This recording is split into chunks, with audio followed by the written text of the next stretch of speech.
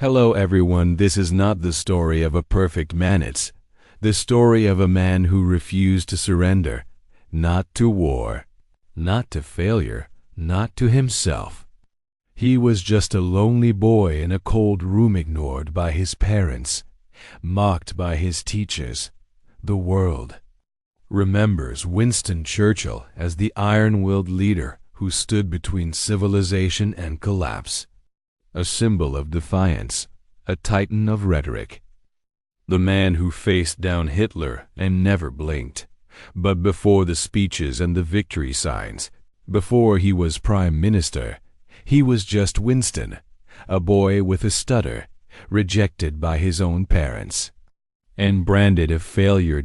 Winston Leonard Spencer Churchill was born into aristocracy in 1874, the son of Lord Randolph Churchill and the American heiress Jenny Jerome.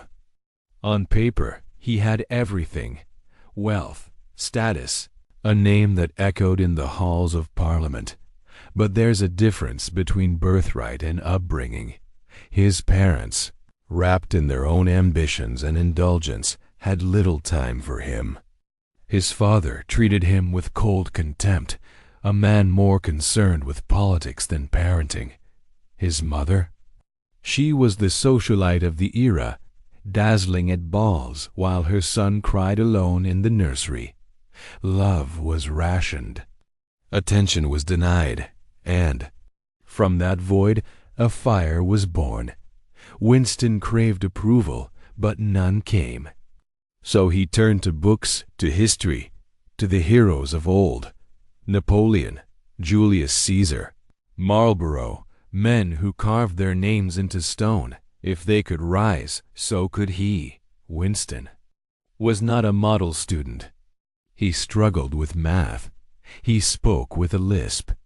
He had difficulty focusing on subjects he found dull, which, to young Winston, meant almost everything except history and English. At Harrow, one of Britain's most prestigious schools, he was placed in the lowest class for the lowest performing students. Teachers mocked him. Students ignored him. He was seen as lazy, unmotivated, unremarkable. But labels never define truth. They only define limits, and Winston had no intention of staying within anyone's limits. He began to devour words. He read aloud until his lisp softened. He memorized poems and drilled history dates until they lived in his blood. What he lacked in raw intelligence, he made up for in obsession. By the time he left Harrow, he had won prizes for English and was writing better than boys years his senior. Still, his father dismissed him, called him a disgrace, said he'd amount to nothing. I do not believe that he will ever be capable of earning his living in any profession. Lord Randolph once wrote of his son, most people would have broken under that weight. Winston didn't break. He burned. After several attempts, Winston scraped into Sandhurst, Britain's military academy, not on brilliance, but on pure persistence. He graduated 8th in his class and joined the cavalry, not for glory, but for opportunity. He chased war like a man chasing purpose. In India, he devoured philosophy and history. He read Schopenhauer and Plato. He studied Napoleon's campaigns and practiced speeches in front of mirrors. Then came Cuba, then Sudan, then the Boer War in South Africa, where he was captured by enemy forces and locked in a POW camp. Winston didn't panic. He plotted. In the dead of night, he scaled a wall, crept past armed guards, and trekked over 300 miles through enemy territory, surviving on courage, charisma, and a compass he had sewn into his coat. By the time he returned to England, he was a national hero. His face was in newspapers. His name was on lips. His escape had electrified the country, but he wasn't done. The battlefield was just preparation. His real war would be in Parliament. At just 26, Churchill entered the House of Commons. He was loud. He was eloquent. He was relentless. He tore through debates with the fury of a man who had been underestimated his whole life. He refused to be silenced by seniority, mocked by peers, or drowned in doubt. And yet, his rise was not smooth. He switched political parties twice. He made enemies. He spoke truths too soon, and Britain wasn't ready to hear them. He warned of Hitler while others laughed. He shouted about rearmament while others relaxed. He was right. And alone, while others played politics, he prepared. He studied maps, mastered strategy, trained his voice like a weapon. He knew his moment would come, and when it did, he would be ready. That moment came in 1940. The world was burning. Hitler had swept across Europe. France had fallen. The skies over London were dark. With warplanes. And Britain was alone. The nation turned to Churchill, the outcast, the madman, the man they had ignored, and said, "Lead us." He didn't flinch. "We shall fight on the beaches. We shall never surrender." With those words, he lifted a broken people to their feet. He didn't promise safety. He promised struggle. He didn't offer comfort. He offered victory or death. But in that voice, in that fire, Britain heard something they had forgotten. Belief. Winston Churchill didn't walk into power with celebration. He walked into chaos. It was May 10th, 1940. Nazi tanks were rolling through Belgium. German planes screamed across the skies. Europe was falling like dominoes. And Churchill, newly appointed prime minister, inherited a nation on the brink of collapse. He wasn't the people's first choice. He wasn't even his party's. He was seen as too emotional, too unpredictable, too extreme. But in desperate times, only the desperate rise, and Churchill was already forged in fire. From the moment he stepped into office, he worked like a man possessed. He survived on 4 hours of sleep, dictating speeches while lying in his bath, making decisions while pacing in his robe. Every day brought bad news. Every day Britain bled. But Churchill never showed fear. He understood something vital. Leadership is not about being calm. It's about being unbreakable.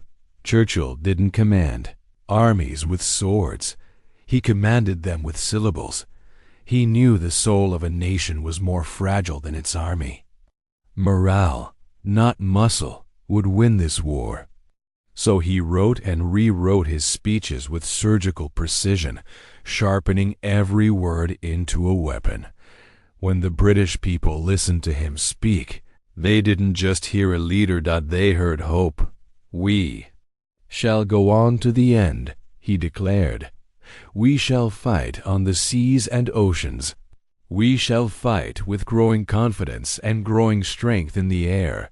That wasn't a man talking. That was an iron spine echoing through history. He was not promising survival. He was daring his people to earn it. To suffer. To endure. To fight like hell. Churchill never sugarcoated war. He never lied to make the people comfortable. From day one, he told them exactly what they were in for. "I have nothing to offer but blood, toil, tears, and sweat. No comfort, no illusions. Just raw truth." And the truth gave people strength. Bombs fell. Cities burned. London was reduced to rubble. Children slept in underground stations. Families were torn apart. Death walked the streets. But Britain never broke because their leader didn't blink. Churchill visited bomb sites personally. He stood in the debris, smoking his cigar, refusing to hide. If the people suffered, he would stand among them. That was grit. That was example. That was leadership, forged in pain. By 1941, the war dragged on. The United States had not yet entered. The Soviet Union was still neutral. Britain stood utterly alone. Churchill knew this wasn't just about battles. This was about belief. Behind closed doors, he was exhausted, depressed, haunted by the weight of command. He once said, "I am always ready to meet my Maker, but whether my Maker is prepared for the great ordeal of meeting me is another matter." His humor masked the pressure. His speeches masked the doubt. But still, he stood tall. In 1941, when America finally joined the war, Churchill breathed again. The tide had turned. He visited Washington and stood before Congress, warning that the road ahead was still steep, but for the first time, victory felt possible, and he would fight for every inch of it. By 1944, after years of death and suffering, the Allies were ready to strike back. D-Day was Churchill's gamble, the largest amphibious invasion in history.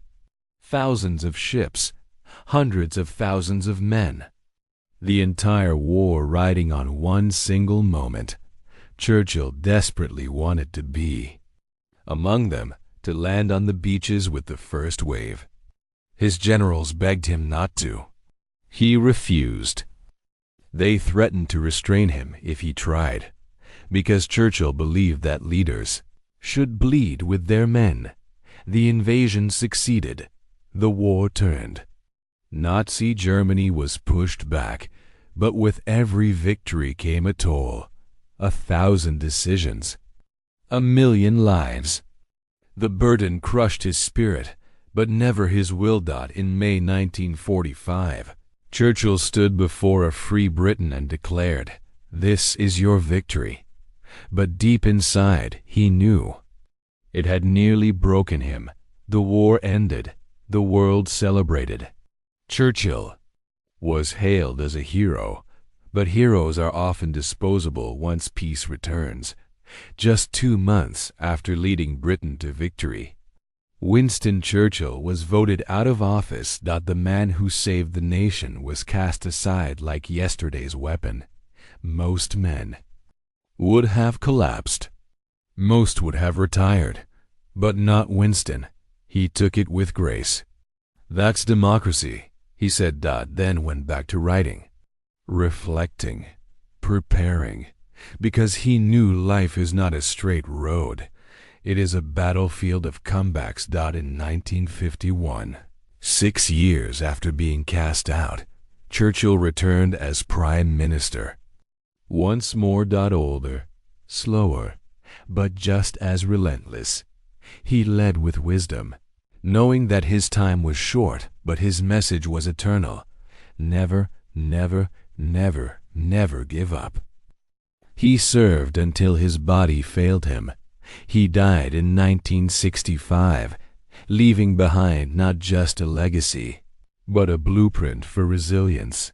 Winston Churchill's life was not a straight line of success. It was failure, rejection, ridicule, then roaring, unstoppable victory. He was not born brilliant. He built himself brick by brick, with discipline, with obsession, with belief.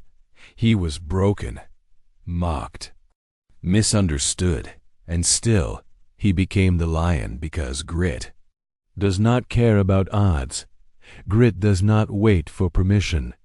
Grit does not stop when the world says no. Winston Churchill was not destined for greatness. He was driven to it. He didn't have the highest IQ. He didn't come from a warm, nurturing family. He failed early. He was awkward socially. He wasn't even physically impressive. But none of that mattered.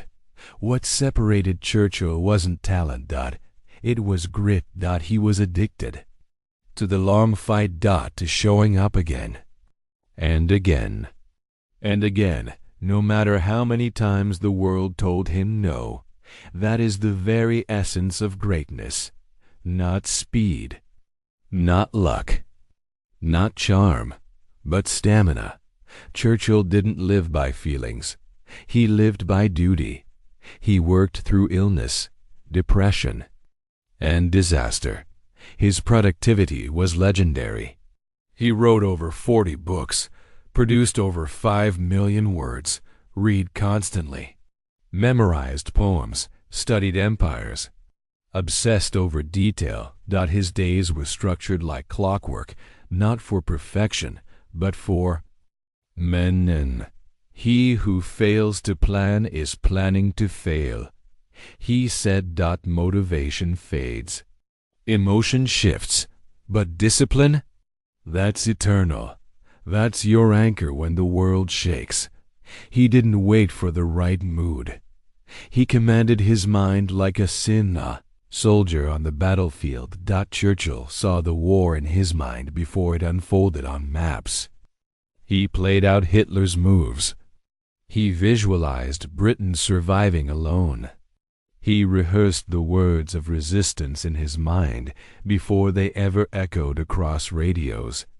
He didn't just hope for victory. He saw it. That's what made him dangerous. That's what made him powerful. Before you win on the outside, you must win inside your head.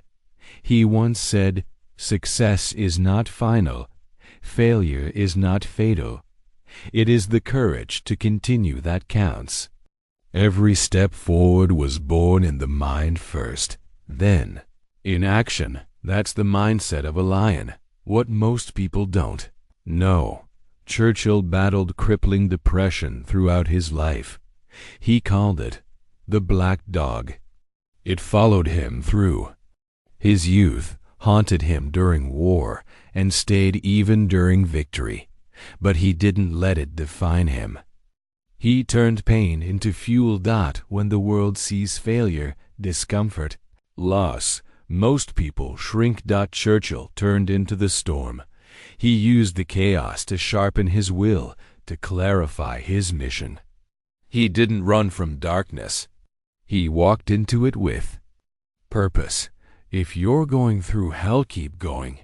Because that's where diamonds are made. In pressure, in pain, in heat. Churchill didn't lie to himself. When he made mistakes, he owned them. When war came, he didn't sugarcoat it.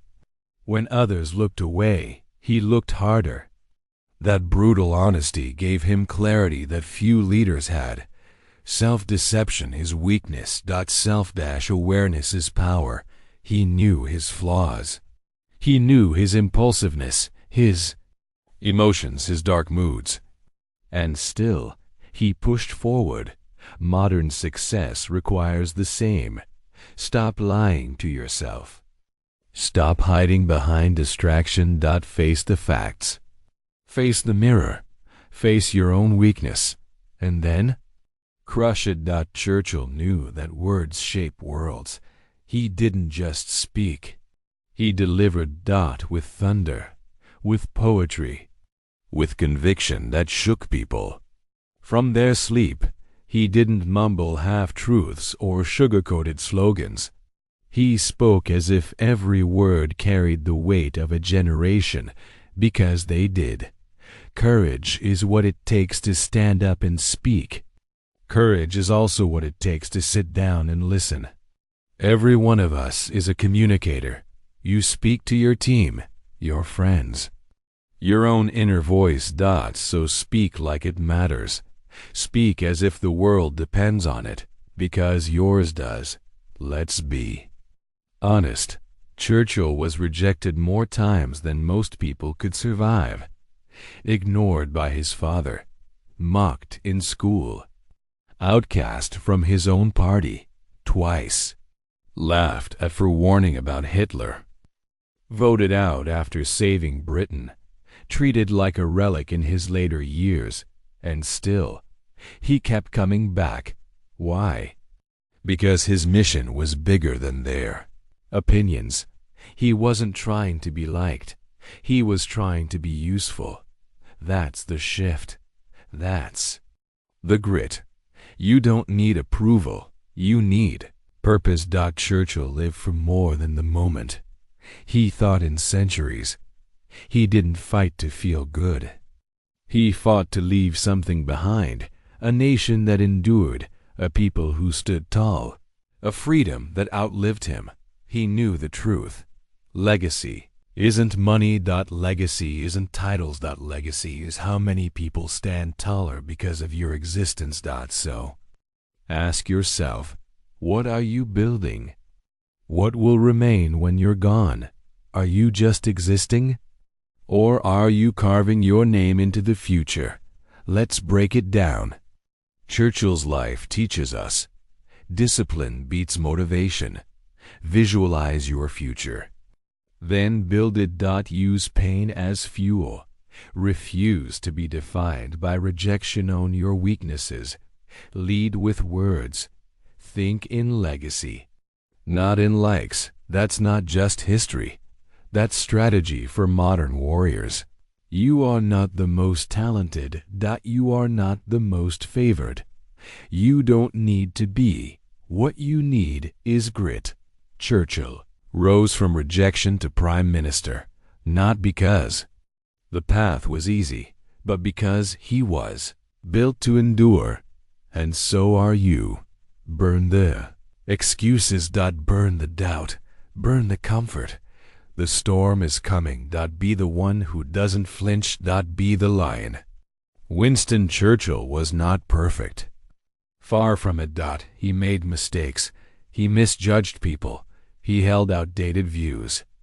He had flaws, personal, political, emotional. And history has every right to examine those flaws. But here's the truth most people avoid. Greatness is not born from perfection. It is born from persistence in the face of imperfection. Churchill never claimed to be a saint. He just refused to stop showing up. And maybe that's the real lesson. You don't need to be pure. You don't need to be perfect. You just need to be powerful enough to keep going. For Churchill, the war didn't end in 1945. It just changed forms. In his later years, he faced personal tragedy, declining health, political irrelevance, and even moments of deep sadness. But even then, even when his body weakened, his spirit remained unshaken. He kept writing, kept speaking, kept building a legacy that would outlast even his own shadow. Because the fight is never over. Not for people with vision, and neither is yours. You will face setbacks. You will be overlooked. You will be mocked for wanting more from life. You'll be told to slow down, to settle, to play it safe. But remember this. You are not here to survive the world. You are here to shape it. If Churchill stood here now, not as a statue, not as a soundbite, but as a man, what would he tell you?